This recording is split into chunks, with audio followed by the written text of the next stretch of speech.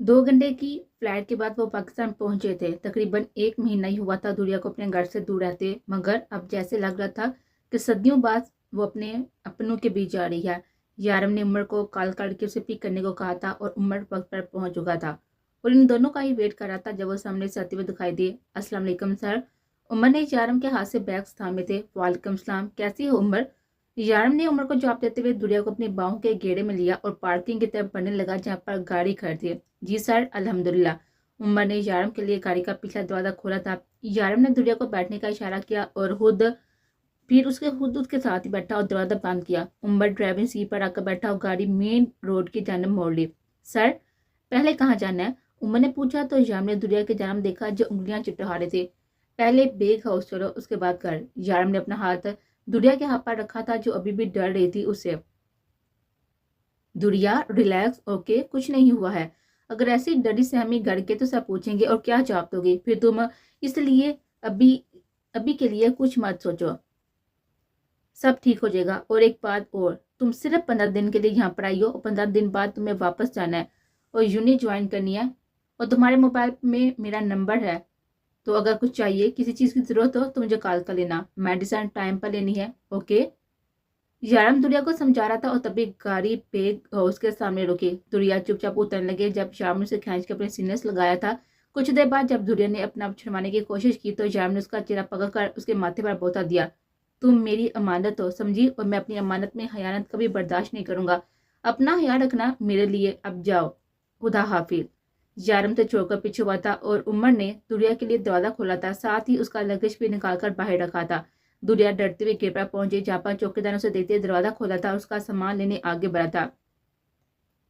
अरे दुरिया बिटिया, कैसी हैं आप? चाचा ने उसके सर पर शफकत से हाथ फेरा था। चाचा, मैं ठीक हूँ, आप कैसी हैं? दुरिया चौकीदार चाचा से बात करती हुई अंदर बढ़ गई थी, मगर अंदर एक और क्यामत उसकी मुंतजिर थे। याम ने उमर को गाड़ी घर ले जाने का कहा और गाड़ी शाह हाउस की जानब रवान दवा हो गई।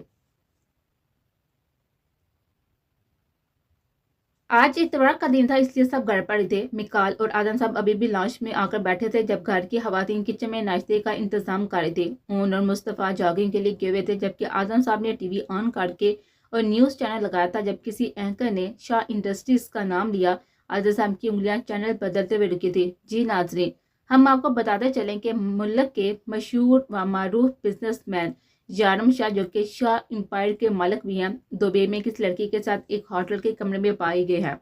जी नाज़रीन, जैसे कि आप स्क्रीन पर इस वक्त देख सकते हैं कैसे वो लड़की को बचाने के लिए झूठ बोल रहे हैं कि वो उनकी बीवी है। तहकीक से ये बात भी पता चल रही है कि वो लड़की काशिफ बेग, जो कि खुद एक इंडस्ट्रियल है, उनकी सबसे छोटी भतीजी है।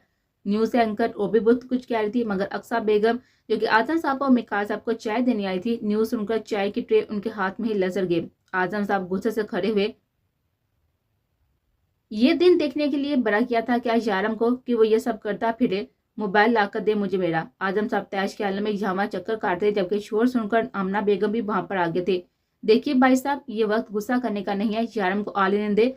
आहर कोई तो बात हुई होगी ना जो उसने इतना बड़ा कदम उठाया है, वरना हम भी अपने बच्चों को जानते हैं, वो कभी भी कोई गलत काम कर ही नहीं सकते और यारम तो बिल्कुल भी ऐसी कोई हरकत नहीं कर सकता जिससे उससे या फिर हम सबको परेशानी का सामना करना पड़े। आप तो हमल से बैठे, सब ठीक हो जाएगा। ऊन और मुस्तफ़ा जो ही डाइनिंग रूम में दाल हुए, अंदर अजीब खचा खचा सा माहौल देखकर हैरान होते एक दूसरे को देखते आगे बढ़े जब नजर टीवी पर चलती हुई ब्रेकिंग न्यूज पर पड़े। लो जी, भाई ने तो अपना काम कर लिया। मुस्तफ़ा भाई, चाचू बनने की तैयारी कर लो। ऊन ने मुस्तफ़ा के कान में खुसे फुसे की। जब आदम साहब की नजर इन दोनों पर पड़ी, ऊन सीधा होकर खड़ा हुआ। मुस्तफ़ा, ये सब क्या है? क्या तुम जानते थे पहले इस लड़की के बारे में? उनकी तोपों का रुख सीधा मुस्तफ़ा की तरफ हुआ तो एकदम गड़बड़ा गया। नहीं नहीं नहीं, मुझे तो कुछ भी पता नहीं है, मैं भाई को कॉल करता हूँ। मुस्तफ़ा जेब से मोबाइल निकालता यहाँ वहां से रफो चक्कर हुआ था जब आदम साहब ने उनकी तरफ हशमीगी नजरों से देखा। अरे चाचू, सच में मुझे कुछ भी नहीं पता, मैं देखता हूँ मुस्तफ़ा भाई को। जाना भाई को कॉल की या नहीं? उन भी वहां से खिसकता मुस्तफ़ा के कमरे में भागा था। उन्होंने नाम में हिलाया था, अक्सा बेगम कॉल करें और बुलाएं अपने बेटे को वापस कर आज ही। आदम साहब ने सती से उन्हें कहा था और वहां से निकल चले गए। मिका साहब भी उनके पीछे चल दिए थे। अमना बेगम ने अक्सा बेगम के हाथ से चाय की ट्रे लेकर सेंटर टेबल पर रखी थी और उनको अपने साथ ही सोफे पर बिठाया। आपा क्यों परेशान हो रही हैं? सब ठीक होगा इंशाल्लाह। आप दुआ करें, जरूर कोई वजह रही होगी जो यारम को ऐसा बड़ा कदम उठाना पड़ा। मैं मुस्तफ़ा से कहती हूँ, वो कॉल करता है, यारम को बस अब रिलैक्स रहें और भाई साहब की फिक्र मत करें, वक्ती गुस्से में ठीक हो जाएंगे। जल्दी ही आपके लिए जल्दी ही मैं आपके लिए फ्रेश जूस लेकर आती हूँ। अमना बेगम बड़ी बहन को दिलासा देती किचन की तरफ चल दी थी, जबकि अक्सा बेगम वहीं पर बैठी सोच रही थी कि उनसे कहाँ कोताही रहेगी। उनकी तरबियत में जो आज उनकी औलाद ने उनको ये दिन दिखाया था कि वो किसी को मुंह दिखाने के लायक न रहे थे। जहाँ एक तरफ उनके घर में खामोशी छाई हुई थी, वहीं दूसरी तरफ बेग हाउस में भी कुछ ऐसा ही हाल था। आयशा सब के लिए दिन का खाना बना रहे थे जब सब लॉन्च में आकर बैठे थे। रामीन मैक्सिन के सफे उल्ट पलट कर देख रहे थे जब फाइक भी वहां पर आया था और रामीन के साथ वाले सोफे पर बैठ गया। जबकि रामीन को उसका सामने बैठना कुछ खास पसंद आया था, तभी मुंह बनाती आयशा की मदद करवाने किचन की जन्म चल दी, जहां वो खाना बना चुकी थी। अब सिर्फ रोटियां डालनी बाकी थी। आप ही, जब आपसे नहीं होता काम तो क्यों करती हैं? इतना बड़ा घर है, एक कुक तो रख ही सकते हैं ना चाचा। मैं बात करूंगी आज ही उनसे। ये क्या बात हुई भला? ये रामीन चुप, खबरदार ऐसी बात सोचे भी तो सब क्या कहेंगे। और बस खाना ही तो बनाती हूँ मैं, बाकी सब काम तो काम वाली करती है ना। चलो जाओ, चाचा को कमरे से बुला कर लेकर आओ, खाना बनने वाला है, फिर ठंडा हो जाएगा।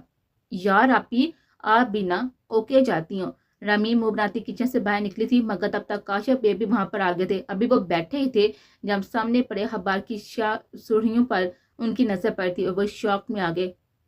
मुल्क के माया नास बिजनेसमैन जयराम शाह का इंडस्ट्रियल मालिक काशिफ बे की भतीजे के साथ अफेयर। काशिफ बे ने जल्दी से टीवी ऑन किया था, जहां पर हर चैनल पर तकरीबन यही न्यूज चल रही थी। रामीन जो अपने चाचू को खाने के लिए बुलाने आई थी, वो भी ये न्यूज सुनकर साकत हुई थी। आयशा रामीन को कब से आवाज़ दे थी, मगर उसकी तरफ से कोई भी जवाब ना पाकर वो लॉन्च में आई और रामीन को बुत बने देकर आगे बढ़ी। रमी, कब से आवाज़ें दे रही हूँ, चलो आओ। ये बुत क्यों बन कर खड़ी हो, जैसे कोई भूत देख लिया, चलो। वरना उसकी बात मुंह में ही रह गई थी जब उसने रामी को होम्स साकत देकर नजरें टीवी की जन्म की, जहां पर बार बार एक ही न्यूज चैनल और न्यूज एंकर मिर्च मसाला लगाकर बयान कर रहे थे। ये चाचा, ये सब क्या कह रहे हैं? आयशा काशिफ बे के पास आए थे, जो कि शदीद तैश के आलम में मुठियां बीचे बैठे थे। दुनिया को कॉल करो आयशा और मेरी बात करवाओ उसे। फाइल को चची भी वही वहां मौजूद थे और इनका हाल भी किसी से मुतलब ना था। ये कर्नाटक पार की लड़की क्या गुल खिला रही है, शक्ल से तो ऐसी मासूम देती है। तोबा तोबा, और काम देखो। चची अपनी फसादन फितरत के बाद दुनिया को न जाने किन किन अलकबाज से नवाज चुकी थी, जबकि आयशा और रामीन को तो जैसे काटो तो बदन में लहू नहीं वाला हिसाब था। आयशा, मैंने कहा दुनिया को फोन लगाओ अभी के अभी और मेरी बात करवाओ उसे। जी चाचा, मैं करती हूँ। आयशा की जबान लड़खड़ाई थी, क्योंकि आज पहली दफा काशिफ बेब ने उनसे ऊंची आवाज में बात की थी। आयशा दुनिया को कॉल मसलसल कर रही थी, मगर नंबर स्विच ऑफ आ रहा था। वो चाचा जान, उसका फोन बंद जा रहा है। आयशा ने नजर झुकाते हुए उनके अंदेशों को यकीन में बदला था। मेरी पैकिंग करो, मैं शाम की फ्लाइट से दुबई जाऊंगा। पापा, ये तो होना ही था ना, और डील दे आप इन लड़कियों को। आहर वो यहाँ रह कर भी तो पढ़ सकती थी ना, क्या जरूरत थी उसे इतनी दूर दुबई भेजने की? फाइल की हरी बात सुनकर रामी ने हैरत से आयशा की जन्म देखा था और आयशा ने नजरें झुका ली थी। अभी वो सब इसी सोच में थे, आहर हुआ क्या है और आगे क्या होने वाला है। दुनिया लॉन्च के दरवाजे से अंदर आती हुई दिखाई दी। सबकी एक साथ नजर उस पर उठी थी और दुनिया अंदर तक कांपी थी, क्योंकि आज उसे सबकी नजर में गुस्सा साफ नजर आ रहा था। लो आ गई कलमोही, पूरे जहां में हमारा मुंह काला करवाकर। क्या इसलिए उसको बाहर पढ़ने के लिए भेजा था कि वो ये चांद चुरा आए? दुनिया जो ही ड्राइंग रूम में दाखिल हुई थी, उसकी चच्ची ने वलवला शुरू कर दिया था। रामीन और आयशा जो सब समझने की कोशिश कर रही थी, दुनिया को आता देखकर उसके जन्म बढ़ी थी, उसे गले से लगाया। दुनिया आयशा के गले लगते ही रोना शुरू हो गई थी। अरे बीबी, ये मगरमच्छ के आंसू बहाना बंद करो। इसी दिन के लिए बड़ा किया था तुम्हें कि तुम सारे जहां में हमें बदनाम करती फिरो। मैं कहती हूँ जिन कदमों से आई हो, इन्हीं कदमों से वापस चली जाओ। नाक कटवा कर आ दिया हमारी, अब हम क्या मुंह दिखाएंगे सबको? चची ऊंची आवाज में दुनिया को लन तन करती हुई सब अपने कमरे में जा चुकी थी, जब काशिफ बेग वहीं सोफे पर सर झुकाए बैठे थे। क्या क्या क्या ना सोचा था उन्होंने, मगर शाम ने उनके तमाम किए क्रय पर पानी फेर दिया था। दुनिया उनके घुटने पर सर रखकर रो देती। चचा जान, सच में इस सब में मेरी कोई गलती नहीं है। उन्होंने मुझे फोर्स किया था, मुझे पासपोर्ट ले लिया था। आप मेरा यकीन करें, मैं झूठ नहीं बोल रही, प्लीज मेरा यकीन करें। दुनिया रोते हुए उन्हें यकीन दिलाने की कोशिश करती, जबकि दुनिया के मुंह से सब सुनकर रामीन और आशा के सर पर पहाड़ टूटा था। मतलब जो न्यूज में चल रहा था वह सब सच था। काश्यप बेग ने दुनिया की तरफ हकारत से देखा। मैं कैसे यकीन कर लूं कि तुम सच कह रही हो? न जाने क्या क्या गुल खिला कर आई हो तुम उसके साथ। चली जाओ मेरी नजरों के सामने से, मैं तुम्हें देखना भी नहीं चाहता। काश्यप बेग ने मुंह फेर लिया था और दुनिया के रोने में और शिद्दत आई थी। प्लीज चचा जान, ऐसा मत करे, मैंने कुछ गलत भी नहीं किया। आप ऐसे मुंह तो मत मोड़े, मेरे लिए तो मेरे बाबा जैसे हैं आबा। प्लीज मुझे बेशक मार लें, मगर मुंह मत फेरे मुझसे। आप जो कहेंगे मैं मानने के लिए तैयार हूँ। दुनिया की आखिरी बात सुनकर काश्यप बेग की आंखें चमकी थी। ठीक है, मैं तुम्हें माफ करने के लिए तैयार हूँ, मगर मेरी एक शर्त है। तुम्हें जारम शाह से तलाक लेनी होगी आज ही। अगर तुम्हें मंजूर है तो फिर यहाँ रह सकती हो, वरना आज के बाद तुम्हारा हमसे और अपनी बहनों से कोई भी ताल्लुक नहीं होगा। अब फैसला तुम्हारे हाथ में है। और दुनिया पल बार में साकत हुई थी तलाक, और वो भी जारम से। मगर अगले ही लम्हे उसने अपने आंसू पहुंचे थे। ठीक है, जैसा आप कहेंगे मैं वैसा ही करूंगी, मगर प्लीज मुझसे नाराज मत होइए। दुनिया फिर से रोती थी और काश्यप बेग के दिल में लड्डू फूटे थे। आहर सोने की चिड़िया थी दुनिया, कैसे हाथ से जाने देते। ठीक है, 1-2 दिन तक पेपर के तलाक के पेपर्स बन जाएंगे। फिलहाल तुम जाओ अपने कमरे में, आयशा लेकर जाओ दुनिया को। काश्यप बेग वहां से निकलकर बाहर चले गए, जबकि फाइक एक तमसहराना हंसी हंसते हुए अपने कमरे के जाना पड़ गया था। दुनिया फिर से आयशा और रामीन के गले लगे थी। प्लीज दुनिया चुप हो जाओ, अब जो होना था ना वो तो हो गया है ना, तो रोने का फायदा, कमरे में चलो। दुनिया रोती हुई आयशा और रामी के साथ ही उनके मुश्तरका कमरे की तरफ चल दी थी। न जाने अब आगे किस्मत में क्या खेलने वाली थी उनके साथ। यारम घर पहुंचा तो घर में मुकम्मल खामोशी का राय था। अब भी यारम अपने कमरे की तरफ जाने वाली सीढ़ियों पर पाँव रखने ही वाला था जब पीछे से आजम साहब ने उसको पुकार लिया और वहीं से वापस मुड़कर उनकी तरफ आया, जहां पर वो कड़े तेवर लिए उसे घूर रहे थे। क्या हुआ डैड, ऐसे क्यों देख रहे हैं? इतने दिन बाद बेटा घर लौटा है और आप हैं कि गुस्से से घूर रहे हैं? यारम लहजे को हशाश पशाश बनाता बाजू फैलाए उनके जाना बड़ा, मगर आजम साहब ने उनके हाथ झटके। क्या इसी दिन के लिए तुम्हें पढ़ाया लिखाया कि बड़े होकर होटलों में लड़कियों के लिए घूमते रहो? ये तबीयत की है हमने तुम्हारी इस दिन के लिए तुम्हारी सारी ख्वाहिशात पूरी की थी कि बड़े होकर बड़े जमाने में हमारा नाम रोशन करते फिरोगे। आदम साहब की ऊंची आवाज सुनकर सब अपने अपने कमरों से निकले थे और अक्सा बेगम यारम के पीछे खड़ी थी, मगर शोहर का अदब आड़े आ रहा था, वरना अपने बेटे को गले लगाने के लिए वो तरस रही थी। पूरे 1 महीने के बाद घर लौटा था वो, और इस हाल में वो यारम लग ही नहीं रहा था। शिकन ज़दा स्काई कलर की शर्ट के साथ जीन्स पहने, बाल बिखरे हुए, आंखें नींद पूरी न होने की वजह से सुर हो रही थी। अक्सा बेगम का कलेजा मुंह को आया था। डैड, मैंने कोई गलत काम नहीं किया, मैंने निकाह किया है और वो बीवी है मेरी। मैं ये भी मानता हूँ कि मैंने आप सबको इन्फॉर्म नहीं किया, इसके लिए मैं माफ़ी मांगता हूँ, मगर वक्त और हालात ऐसे थे कि मुझे कुछ भी समझ नहीं आई थी। मैं आपको सब बताने वाला था, मगर उस मलक के बच्चे ने सारा मामला खराब कर दिया। लेकिन मैं वादा करता हूँ डैड कि मैं सब कुछ पहले जैसा कर दूंगा। भाई देख रहे हैं ना यारा भाई कैसे कॉन्फिडेंट है, कैसे डिफेंड कर रहे हैं अपने आप को। मैं तो कहता हूँ आप भी एक ऐसी स्पीच तैयार कर ले। आहर बड़े पापा को मनाना भी तो है। उन्होंने मुस्तफा के कान में सरगोशी की थी। बेटा मेरी छोड़ अपनी सोच, वो जो इश्क के भूत तुम्हारे सर पर नाच रहे हैं ना, मेरा ने ख्याल के जूते खाए बिना उतरेंगे। इसलिए चुपचाप खड़े रहो, वरना बड़े पापा को अभी तुम्हारी तमाम कारस्तानियां बताता हूँ और फिर तुम बैठ कर वजाहतें करते रहना। मुस्तफा ने भी हिसाब बराबर किया और ऊन बेचारा सा मुंह बनाकर सर पर होकर खड़ा हो गया, और मुस्तफा उसकी हालत पतली होती देखकर अंदर ही अंदर कहके लगा रहा था, क्योंकि भी ऊंचे क्या के वो अफोर्ड नहीं कर सकता था कि लेके उसी के गले न पड़ जाते। यारम के लहजे में कुछ ऐसा था कि कुछ देर के लिए आदम साहब चुप हो गए थे, मगर फिर उनकी गंभीर आवाज पूरे लॉन्च में गूंजी थी। ठीक है, ये सब तुमने बिगाड़ा है ना, तो अब तुम ही ठीक करोगे। 2 दिन है तुम्हारे पास, और मेरी बहू को घर लेकर आओ, हमें मिलना है अपनी बहू से। उनकी आखिरी पापा यारम का दिल किया कि बंगड़े डाले, जबकि उन्होंने बाकायदा बंगड़ा डाला था। I love you dad really. यारम अपने डैड से गले मिलता हुआ बोला तो उन्होंने उसका कांधा थपथपाया। ओए होए, ओ बल्ले बल्ले, भाभी आएंगी, मैं तो खूब डांस करूंगा, नच पंजाबन नच वाले गाने पर। ओहो शाबा। ओन बकायदा पूरे लॉन्च में गाने डालने लगा था जब आजम साहब ने उसके कान से पकड़ा उसे अपने सामने किया था। खबरदार, तुम भी जरा अपनी पढ़ाई पर तवज्जो दो, समझ रहे हो ना, वरना ऐसा बंदर वाला नाच नचवाऊंगा ना कि सारी उम्र भूलेगा नहीं। आजम साहब का इशारा ऊन खूब समझा था। अरे नहीं बड़े पापा, मैं तो पूरा ध्यान पढ़ाई पर दे रहा हूँ। उन्होंने बामुश्किल अपना कान छुपाया था और आमना बेगम के पीछे छुप गया था। भाई बेगम, बेटा आया है, घर मिलेंगी नहीं? भाई बेगम, बेटा आया है, घर मिलेंगी नहीं, या ऐसे ही दूर से नहाती रहेंगी? आजम के बाद सुनकर अक्सा बेगम ने यागो गले से लगाया। फटते जज्बात से उनकी आंखें छलक रही थी। उफ ओ मामा, یہ تو آپ عورتوں کے پاس اتنے آنسو کہاں سے آتے ہیں؟ مجھے سمجھ نہیں آتا۔ پاگل۔ اعظم اقصیٰ بیگم نے ایک تب اس کے کاندھے پر رسید کی تھے۔ یارم نے ان کے ماتھے پر بوسہ دیا اور سب سے ملنے لگا اور ایک دفعہ پھر سے اپنے ڈیڈ کے گلے لگا تھا۔ Thanks dead.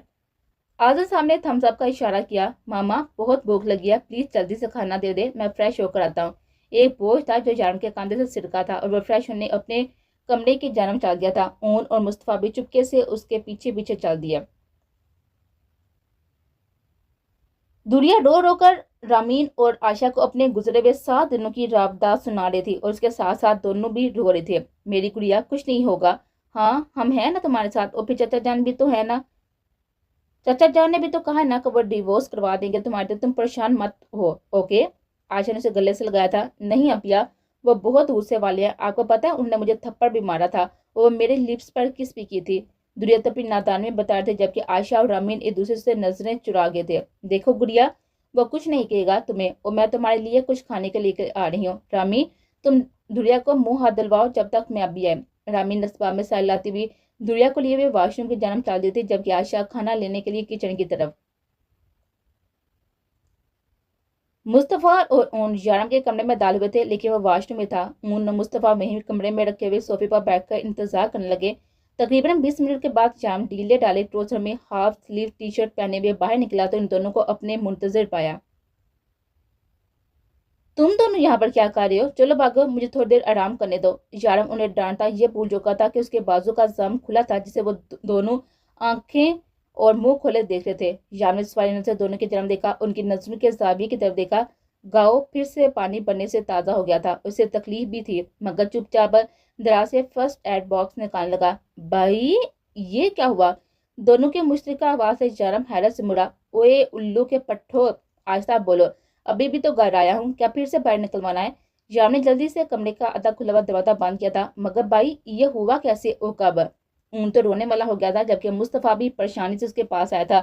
ارے کچھ نہیں ہوا، اب تمہاری بابی کو کتنا تنگ کیا میں نے، بس اسی بات کا بدلہ لیا ہے اس نے۔ یارم بات کرتے ہوئے کہیں کھو گیا تھا۔ اون اور مصطفیٰ نے دوسرے کو دیکھا اور پھر یارم کو۔ چلے بھائی ڈاکٹر کے پاس، یہ زیادہ خراب ہو جائے گا، بس چلیں آپ ابھی۔ انہیں یارم کو زبردستی کھینچ کر کمرے سے باہر نکالا تھا جب آمنہ بیگم کچن سے نکلتی دکھائی دی۔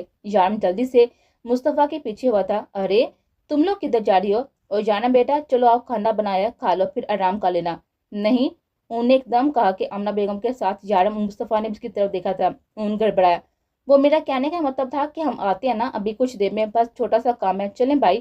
ان کے آتے ساتھ ہی تیز سے وہاں سے نکلا تھا۔ یارم اور مصطفیٰ بھی اس کے پیچھے تیز سے نکلے کہ کہیں کوئی اور ہی نہ ٹکرا جائے۔ تینوں کو پل بھر میں رفو چکر ہوتا دیکھ کر آمنہ بیگم نے نفی میں سر ہلایا اور واپس کچن کی جانب چل دیے۔ عائشہ آپی دوریا دبئی گئی تھی کیا ٹرپ کے لیے؟ آپ نے تو مجھے کچھ بتایا کیوں نہیں؟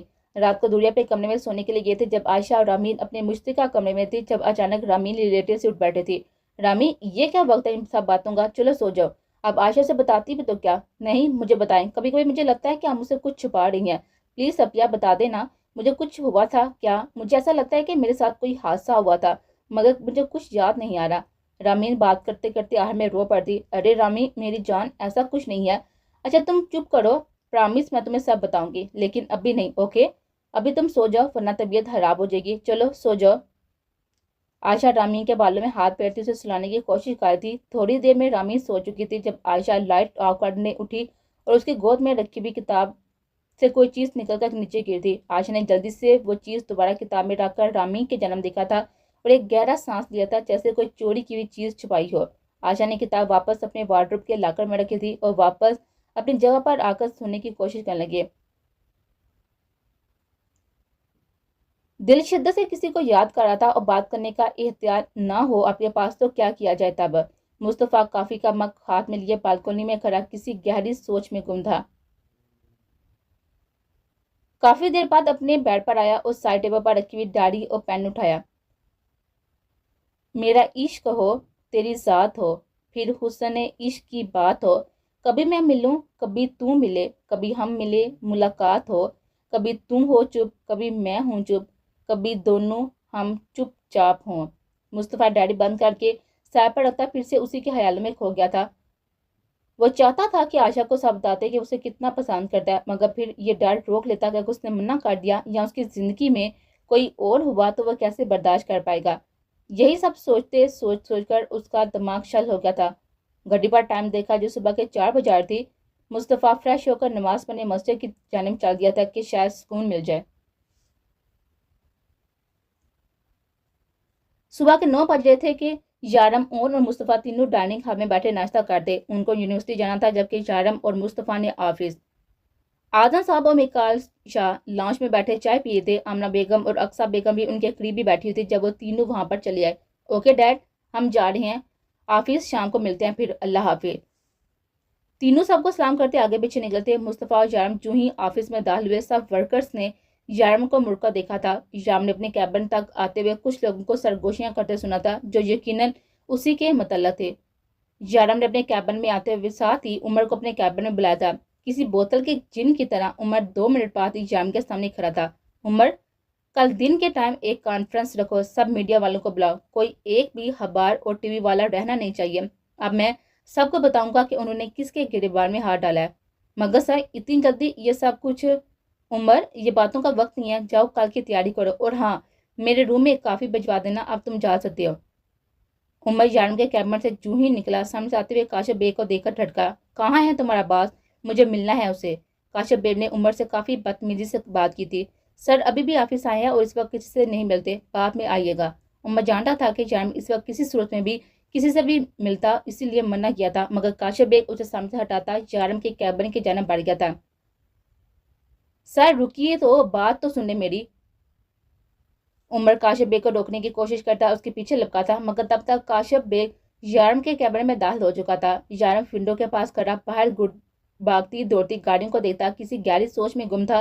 جب اپنے کیبن میں اور دروازہ کھلتے کسی کو اندر آتا محسوس کیا تھا۔ یارم جیسے مڑا، کاشف بیگ ہونہار نگاہیں اسی پر جمائے ہوئے تھا۔ عمر بھی تیزی سے اندر داخل ہوا تھا۔ سر، میں نے روکنے کی کوشش کی مگر یہ یارم نے ہاتھ کھڑا کر اسے کچھ بھی کہنے سے روکا تھا۔ ٹھیک ہے عمر، آپ جا سکتے ہیں۔ ہمارے سسر جی آج پہلی دفعہ ہمارے آفس آئے ہیں، کوئی چائے ناشتے کا انتظام کرو۔ یارم نے مسکراتے ہوئے عمر کو دیکھا اور جانے کا اشارہ کیا تو وہ سارا سواب میں ہلاتا وہاں سے چلا گیا۔ جی تو سسر صاحب آئیے نا، بیٹھیے، آپ کا ہی آفس ہے۔ اب تو آخر آپ کی بھتیجی اب بیوی ہے میری۔ تمہاری غلط فہمی ہے کہ میری بھتیجی تمہاری بیوی بنے گی۔ یہ رہے ڈیورس پیپر، سائن کرو جلدی سے۔ کاشف بیگ نے طلاق کے پیپرز یارم کے سامنے ٹیبل پر پھینکے تھے۔ یارم انتزاعیہ ہنسا۔ آپ کو ایسا کیوں لگ رہا ہے سسر صاحب کہ میں اپنی بیوی کو آپ کے کہنے پر طلاق دے دوں گا؟ یارم نے آئی برو جھکائی۔ کیونکہ وہ تمہارے ساتھ رہنا نہیں چاہتی اور میں اپنی بیٹی جیسی بھتیجی کے ساتھ کوئی بھی ظلم نہیں ہونے دوں گا۔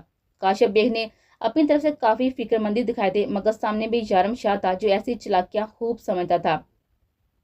اوہ، کیا سچ میں؟ مگر میں آپ کی ان چکنی چری باتوں میں نہیں آنے والا، جو کر سکتے ہیں نہ کالیں، کیونکہ یارم شاہ مر جائے گا مگر درے مکنون یارم شاہ کو طلاق کبھی نہیں دے گا۔ یہ بات اپنے دماغ میں اچھی طرح بٹھا لے۔ بہت جلد اپنی امانت لینے آؤں گا آپ کے گھر، اور اگر آپ نے میری بیوی کو ذرا سی بھی چوٹ پہنچانے کی کوشش کی یا اسے ذہنی اذیت دی تو میں بھول جاؤں گا کہ آپ مجھ سے عمر میں بڑے ہیں۔ اب آپ یہاں سے جا سکتے ہیں، بہت کام کرنے ہیں مجھے۔ دروازہ وہ رہا۔ یارم نے دروازے کی طرف اشارہ کرتے صاف لفظوں میں انہیں گیٹ آؤٹ کہا تھا۔ تمہیں تو میں دیکھ لوں گا، تم جانتے نہیں ہو ابھی مجھے۔ کاشف بیگ غصے سے پھنکارا تھا۔ ارے سسر جی ابھی دیکھ لیجیے نا، آپ کے سامنے ہی تو کھڑا ہوں۔ یارم نے بالوں میں ہاتھ پھیرتے بات مذاق میں ہو رہی تھی۔ کاشف بیگ طلاق کے پیپرز اٹھاتا وہاں سے نکل گیا تھا اور یارم کے مسکراتے ہوئے لب ایک دم ہی سکڑے تھے۔ میری دنیا کو مجھ سے الگ کرنے آئے تھے۔ یارم نے نفرت سے سوچا، اپنے کام کی طرف متوجہ ہوا۔